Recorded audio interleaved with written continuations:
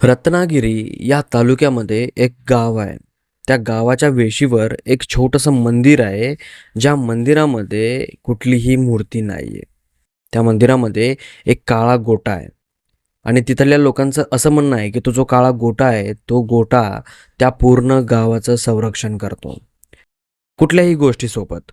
पण त्याचा एक डिफेक्ट असाही आहे, जर रात्रीच्या वेळीस त्या मंदिराजवळ जर कोणी गेलं तर त्या मंदिरामधला जो तो काळा पाषाण आहे, तो पाषाण त्या माणसाचा आवाज घेतो किंवा त्याचा बळी घेतो.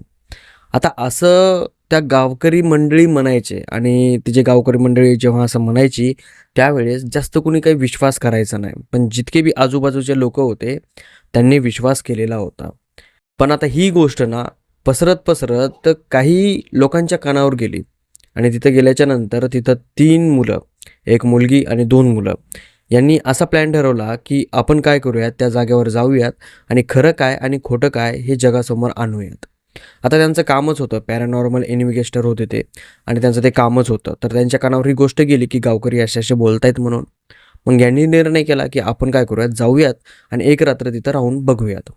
आता जसे हे तिघंजणं तिथं गेले, तिथं गेल्याच्या नंतर त्या गावकऱ्यांना तो जो रस्ता आहे तो विचारत होते. तर प्रत्येक गावकरी यांना सांगत होता, की "बाबा तुमच्या पाया पडतो आम्ही, पण तुम्ही तिथं रात्रीच्या वेळीस नका जाऊ.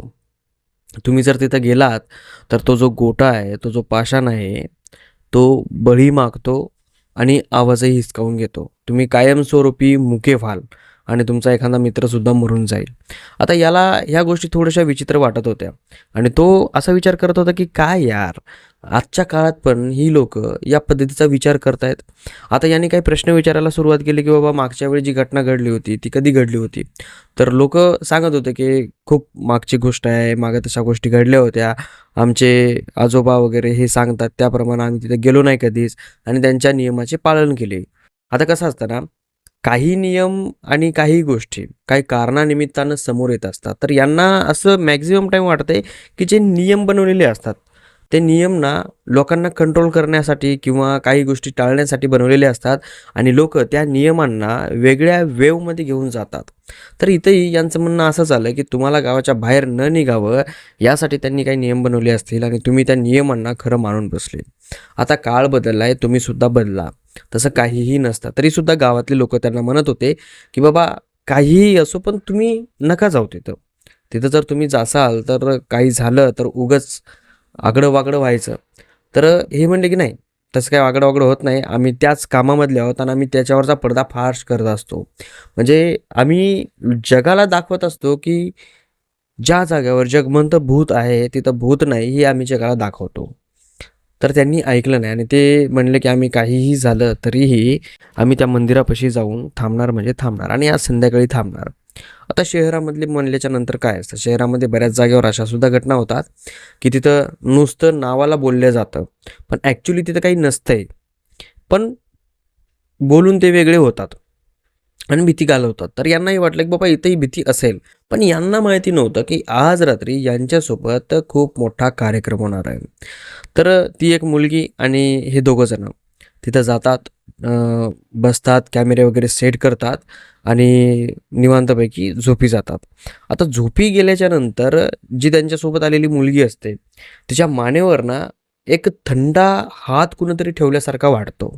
ती दचकून उठते झोपेमधून आणि आजूबाजूला बघते, तर तिच्या साईडला थोडंसं दूर ते दोघंजणं झोपलेले असतात. आता ही त्यांच्या जवळ जाते आणि त्यांना उठवते. ते उठतात आणि त्यांना ही गोष्ट सांगते, की माझ्या मानेवर ना कुणीतरी हात ठेवल्यासारखा वाटला मला. आता पूर्ण अंधार झालेला असतो. रातकिडे किरकिर करायलेले असतात आणि जे रात्री घुबडं वगैरे झाडावर बसलेले असतात, ते घुबडंही ओरडत असतात, गुर्र, गुर्र, गुर्र, गुर्र करत असतात आणि लांडगे वगैरे हे सुद्धा रडत असतात. आता ते मंदिर गावाच्या वेशीवर होतं आणि गाव ना असं माळरानामध्ये असल्यासारखं गाव होतं. त्या कारणामुळे जी आजूबाजूची झाडं होती ना, ते जास्तच काळोख फेकत होती. वर जरी चंद्र असला तरीसुद्धा खाली त्या झाडांच्या सावल्यांमुळं तिथं खूप मोठ्या प्रमाणामध्ये अंधार दिसत होता आणि भीतीही वाटत होती. पण यांचं जे काम होतं, हे काम याच पद्धतीचं असल्यामुळे यांना तेवढं काही वाटत नव्हतं. पण ती जी मुलगी होती, तिला मात्र थोडीफार तरी भीती वाटत होती आणि तिने या दोघं जणांना उठवलं आणि यांना म्हणायला लागले, की "मला ना जरा अलग फील होतंय, वेगळ्या पद्धतीचं. तर आपण काय करूयात, इथून निघूयात." तर तो म्हणला, की "टेन्शन घेऊ नको यार. कसं आहे, आपण कॅमेरे लावलेले आहेत. आपल्या कॅमेऱ्यामध्ये जराशी जरी हालचाल दिसली ना, तर आपण इथून निघून जाऊयात. तू का टेन्शन घेतेस? मग तेवढ्यात हे तिघंजणं परत झोपी गेले. झोपी गेल्याच्या नंतर त्या मुलीच्याच कानावर आवाज यायला घंट्याचा. आता ती मुलगी परत उठते. उठल्याच्या नंतर परत त्या सोबतच्या 2 मुलाला म्हणते, की "भाई तुम्हाला घंटीचा आवाज यायलाय का? मंदिरामधून यायलाय आणि आपण तिघे इथंच आहेत. इतक्या रात्री मंदिरामध्ये कोण आलंय?" आता ते दोघंजणं त्या मुलीच्या तोंडाकडे बघून हसायला लागले, की "काय यार तुम्ही जरा वेगळाच विचार करतायत. म्हणजे तुम्ही आम्हाला भीती घालण्याचा प्रयत्न करतायत का?" ती मुलगी म्हणते, "का मी असं का म्हणू?" कारण की तो आवाज फक्त या मुलीलाच येऊ लागला. या दोघा जणांना येत नव्हता. तर ती म्हणली, की "ठीक आहे, आम्हाला ज्यावेळेस आला ना, आम्ही तुला त्यावेळेस सांगेल, ओके?" ते म्हणले, की "ठीक आहे, काही प्रॉब्लेम नाही." मग तिला जो आवाज येऊ लागला घंटेचा, तो हळू-हळू, हळूहळू मोठा, मोठा, मोठा, मोठा होत गेला आणि एवढा मोठा होत गेला, की तिला त्याचा आता त्रास व्हायला लागला. ती उठली आणि यांना रागात म्हणली, की "अरे तुम्ही काय बहिरे चाले का रे? मला ऐकू यायलं आणि तुम्हाला ऐकू येईना झाले." आता हे दोघंही जण एकमेकाच्या तोंडाकडे बघतात आणि म्हणतात, की "अरे आई शपथ! आम्हाला आवाज ऐकू येत नाहीये. तुला कसा येतो ऐकू?" हे शब्द बोलणं आणि या दोघांच्या कानटाळ्या बसणं संगत झालं. कारण की घंटीचा आवाज फार मोठा आला. आता तिघाही जणांना घंटीचा आवाज यायला लागला. जेव्हा घंटीचा आवाज आला, त्यावेळेस गावकऱ्यांनी जी गोष्ट सांगितली होती, ती गोष्ट यांच्या लक्षात आली. गावकरी असेही म्हणले होते, की ज्यावेळेस त्या मंदिरामधला घंटा वाजतो, कुणी नसताना त्यावेळेस त्या मंदिरामधला जो पाषाण आहे, तो 100% कुणाचा ना कुणाचा तरी बळी घेतो, म्हणजे घेतो. आता हे तिघेही जण त्या मंदिराकडे जातात. आता मंदिराच्या थोडंसं बाहेर झोपलेले असतात. मंदिर तेवढंही मोठं नसतं, की त्या मंदिरामध्ये हे तिघंजणं झोपतील म्हणून. छोटंसं मंदिर होतं आणि त्याच्यामध्ये एक मोठासा पाषाण होता. तर हे मंदिरामध्ये जातात, कॅमेरामध्ये बघतात, तर कॅमेरामध्ये काहीही दिसत नाही. पण मंदिरामधला जो घंटा आहे, तो आपोआप हालतो. बाहेर वारं वगैरे काही नसतं. सगळं काही शांत असतं, पण तो घंटा आपोआप हालतो आणि हळू तो घंटा एवढा जास्त हालायला लागतो, की त्याचा आवाज या तिघाही जणांना यायलेला असतो आणि ज्यावेळेस त्या घंट्याचा आवाज या तिघा जणांना मोकळा यायला लागला, त्यावेळेस आजूबाजूची जी झाडं होती, ती अचानक हालायला लागली आणि त्याच्यावर बसलेले जे पक्षी आहेत, ते ओरडून उडून जायला लागले. म्हणजे एक जंगलामध्ये कसा आक्रोश होतो, सेम त्या प्रकारे त्या जागेवर आक्रोश निर्माण झाला. आता हे तिघही जण भयभीत झाले, की यांना कळलं नेमकं करावं काय आणि काय नाही. आता ज्यावेळेस हे तिघही जण त्या मंदिरामध्ये गेले होते, त्यावेळेस त्या मंदिरामधला जो पाषाण आहे, तो एकदम कोरडा होता. एकदम काळा खाप आणि कोरडा होता. पण यावेळेस त्या पाषाणामधून असं वाटत होतं, की लाल रंगाचा द्रव्य बाहेर निघतोय आणि ते द्रव्य पाझरते त्या पाषाणामधून आणि बघता बघता तो पूर्ण पाषाण लाल जरद झाला होता. आता यांनी बॅटरीवर लाईट वगैरे लावलेले होते आणि ते जे पाषाणातून लाल द्रव्य खाली पडत होता, ते द्रव्य त्या मंदिरामध्ये सगळीकडे पसरलं होतं आणि त्या द्रव्यामध्ये हे तिघही जण उभे होते.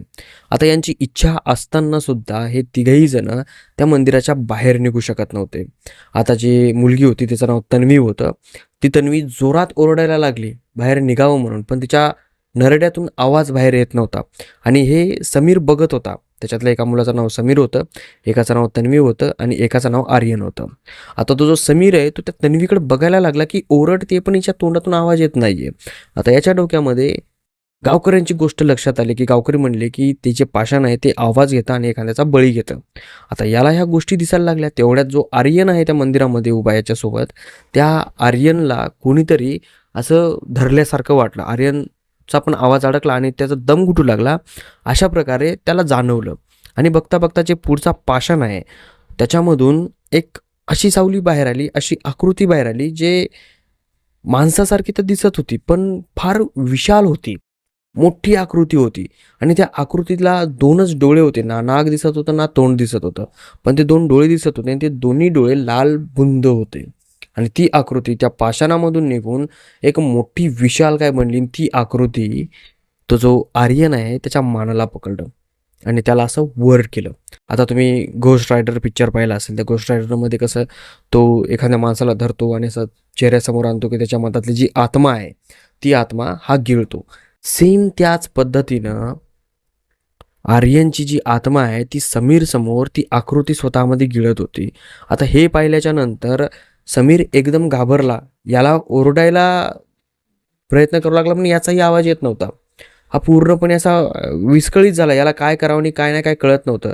तेवढ्यात एक मोठा झटका बसला आणि या दोघाही जणांना मंदिराच्या बाहेर फेकलं. बाहेर फेकल्याच्या नंतर जसे बाहेर पडले, तसे ते बेशुद्ध पडले आता दिवस उजाळला. दिवस उजाळल्याच्या नंतर गावकरी तिथं आले. यांना उठवलं. उठवल्याच्या नंतर हे दोघंही जण इकडं-तिकडं बघायला लागले. आता जो समीर आहे, तो बोलायला लागला, पण त्याचा आवाज बाहेर येत नव्हता. तो पूर्णपणे मुका झाला होता आणि जी तन्वी आहे तिचा आवाज येत होता, पण त्यावेळेस तिचा आवाज येत नव्हता. पण आता तिचा आवाज येऊ लागला. मग हे दोघंही जण जातात. ते कॅमेराच्या मदत लावलेला असतो. तो कॅमेरा उचलतात आणि त्याच्यामध्ये बघतात. त्याच्यामध्ये सगळं काही दिसतं, पण ती आकृती दिसत नाही. समीर जो आर्यन आहे तो वर गेलेला दिसतो. तो त्या म्हणजे एकदम वाऱ्यामध्ये मिसळलेला दिसतो तो आर्यन. सगळं काही दिसतं ॲक्टिव्हिटी झालेली, पण तिथं दुसरी काहीच ॲक्टिव्हिटी दिसत नाही. म्हणजे ते लाल रक्तही दिसत नाही, ते द्रव्यही दिसत नाही, ती सावलीही दिसत नाही. सगळं काही शांत दिसतं. फक्त हे तिघच जण हवेत उडालेले दिसतात किंवा यांना त्रास झालेला दिसतो. एवढंच रेकॉर्ड झालेलं असतं. आणि इतकं झाल्याच्या नंतर जो समीर आहे त्याचा पूर्णपणे आवाज निघून जातो. त्यावेळेस समीरला कळालं की काही ठिकाणावर भलेही खोटं असू द्या, पण काही ठिकाणं अशी असतात की तिथले जे म्हणतात तिथलं खोटं म्हणता येत नाही. तिथं ज्या घटना घडतात त्या फार भयानक घडतात, फार विचित्र घडतात. तर अशा प्रकारे समीरसोबत घडलेली ही घटना आहे रत्नागिरी तालुक्यामधील. आणि ही घटना आता तुम्हाला कशी वाटली हे तुम्ही मला नक्की सांगा. आपली कथा इथं संपते. जर तुमच्यापाशी अशी एखादी बैकथा असेल तर तुम्ही मला खाली कमेंट बॉक्समध्ये कमेंट करू शकता. मी तुम्हाला एक नंबर देईल. त्या नंबरवरती तुम्ही मला बैकथा तुमची सेंड करू शकता. तर चला भेटूया समोरच्या व्हिडिओमध्ये. तोपर्यंत जय हिंद, जय महाराष्ट्र.